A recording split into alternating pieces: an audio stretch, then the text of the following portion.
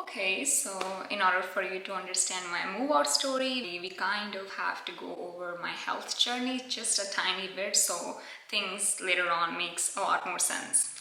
From 2015 to 2018, I suffered from an eating disorder, and I know brown community does not talk about it, and maybe one day we can get into the details of it.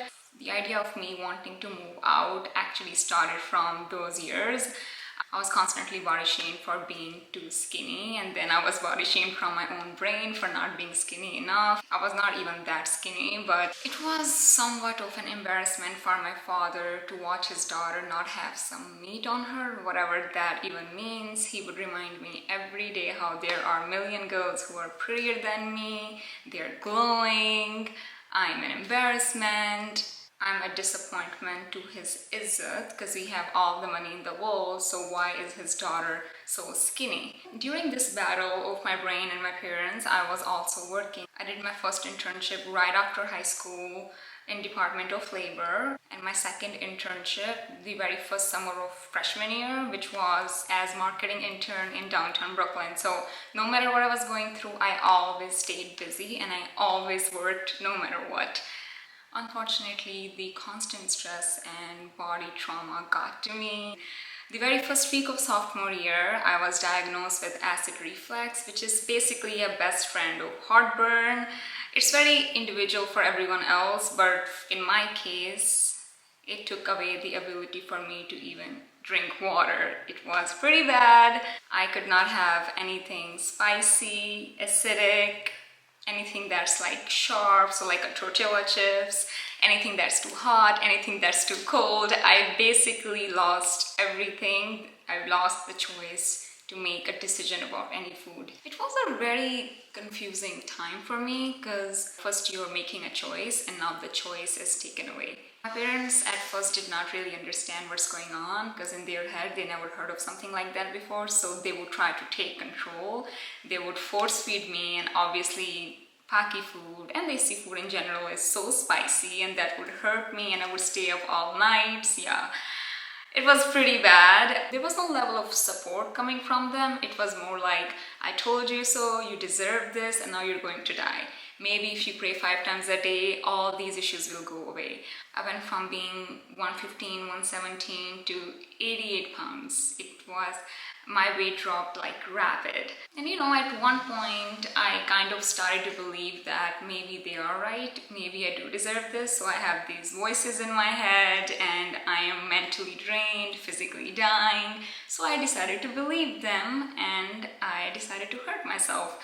The guilt really got to me, and since I never got the chance to eat like a normal person, I decided to stuff myself with random snacks because I knew deep down that it's gonna hurt me and I did not want to live anymore because it just made no sense to me. I did not think I deserved it. So I thought maybe if I stuff myself and hurt myself, I'll probably die one day and it'll all be over and the whole pain will go away. I won't have to be at home hearing my parents tell me how I messed up everything, and I wouldn't have to live with a body that can barely have 2 sips of water at a time. I was going to hospitals so much that on my 18th birthday, I spent that day in the hospital. It was a pretty lonely and pretty scary time of my life, but 2019 is when things started to change. Just because I'm underweight and just because I have no idea what my body wants and how to feed it does not mean I still don't have dreams. I applied to NYU and I got accepted and I decided to go. I was 90 pounds at the time. I remember clearly because I did my weight the first day of NYU. I had to drop out after 2 weeks, which is a story for another day, and I got into another college the day I dropped out. Story for another day. Crazy. But 2019 was also the year where I decided to take control of my body. At one point, you just get sick of hurting yourself, you're sick of hospitals, you just want change. Because if you were to die, you would have died a long time ago. The amount of times I hurt myself, I wouldn't be alive right now. So at that point, my brain was like, you know what, let's try to fix this. So I could not fix my physical health at the point, but I could fix my mental health. So during my lunch breaks in college, I would listen to podcasts, I would start reading self-help books. I was not someone who read, and suddenly, since I have so much time alone, I don't reach out to anyone. I don't want people to feel bad for me, so I started working on my mental health, which really helped, which mentally really helped. But I still feared being at home. So I would stay out often. Even if I have one class, I'm just out. Even during that year, that summer, I could not work obviously, but I decided to take summer class. I never sat home, regardless of what I'm going through. I decided to take summer class in case my health is bad the semester after. At least I can still graduate on time. The time goes by and 2020 comes. It's a year of COVID and it turns my entire life around. Upside down. I went from I cannot be home or else I would hurt myself, I cannot be home because my parents are so goddamn toxic, to, you know what, let's test things out. I started experimenting with different foods, which most of them hurted me, some of them worked, some of them didn't, but I came to a point where I found two foods that actually worked, lunch and dinner, and I still eat the same dinner and I still eat the same lunch because I'm not messing around with that. I finally found something and I was going to stick to it. But if you're eating the same food every day, at one point you're going to get tired. So middle of quarantine, there came a Sunday where I'm like, I can't do this and I need a day out. I need to go outside and eat some bread, anything. Because bread is plain, it's not spicy, there's no salt.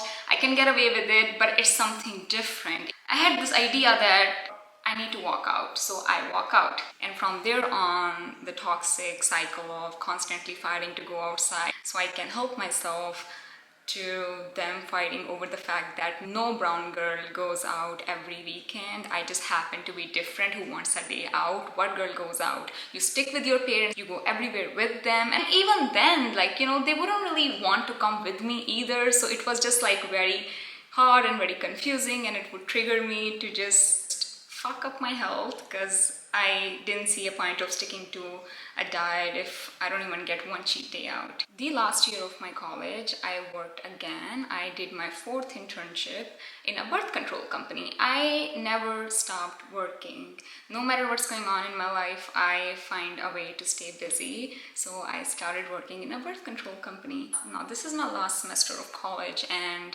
now, since I'm not as sick, I'm starting to get into the idea of makeup, and I started liking the whole little mascara thing and a tiny bit of blush, but obviously my parents were not okay with that. I was not really allowed to look pretty. If I do look like I put some effort on my appearance, they would get really, really upset. They would ask me questions, so I didn't look ugly on purpose just so I don't have to fight them. The last semester of college begins. Fall comes. As the college days are going by, I know that I have to move out. I cannot live like this. I spent so many years struggling with my mental health, and I knew that I deserved better from life. I need to get out of there. So I start looking at apartments before I even graduated, way before.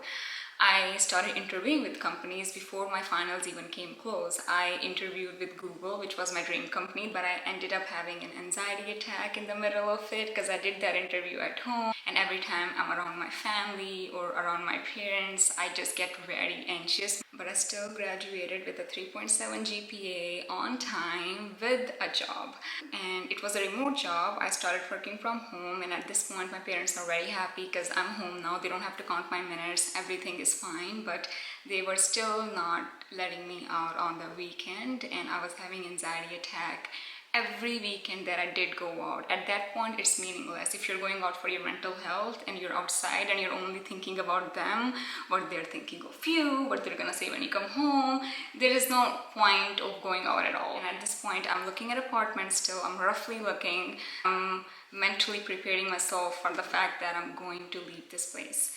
And now, what was the point that really told me that it's time to go? Because mind you, even at this point, I had a lot of hope in them. Yes, I'm looking for apartments, but I have hope that maybe things can get better. Maybe they'll understand me. I have a lot of hope in them still, no matter how they treated me, because that's just who I am. Very sensitively stupid. Anyways, one of those nights I had to go to a work event, and I used to say no to them all the time, because I knew my parents would not let me out at night to begin with. But one of those days I really wanted to go, so I told them a week before. That night off, I came home around 8 something. I left the event early just because I didn't want to bother my parents. I knew they would get very upset, and I was very happy because I thought I'm on time, everything is just fine, I'm gonna go straight home. I know it's dark, blah blah blah. But what I experienced that night just kind of blew me away, because all this time I thought, yes, my parents are not okay with me being outside having a fun time, but they're okay with me working or going to school, right? I was wrong. If you think you can have a great GPA and have a great job and work your ass off and be the best daughter ever, your parents will like you. They won't. If they don't like you without those things, they're not gonna like you with those things. I went home to a really, really toxic environment. My mom told me to leave the job. She reminded me that I'm a Muslim woman and Muslim women are not allowed out at night. She does not care how great the job is. She does not care how much money I make. She wants me home no matter what. She's disappointed in me. She thinks I probably have a lot of friends who I go out with. She started saying things like, just because you got a tiny bit better, you're going to go out. Now, what is it? Do you have a boyfriend? Did you go see him? I started getting accused of random things that I didn't even see coming. So despite trying so hard to be on time, I still could not satisfy her. We got into this huge fight and I found myself yelling out of my chest that how come I tried my best to be on time and I try my best to be the daughter you want, and for some reason it's not enough. She took a second to say that I wish you were still struggling to breathe just so you wouldn't go out at night. I don't understand how after having all these illnesses and going through all this, how are you still alive? You should have died a long time ago. And and that was the night I went to my room, and obviously I've been screaming back, so my chest is hurting, but I didn't really feel anxiety that night. That was the night I knew that there is no hope left, that I have to leave this place if I want to save my mental health.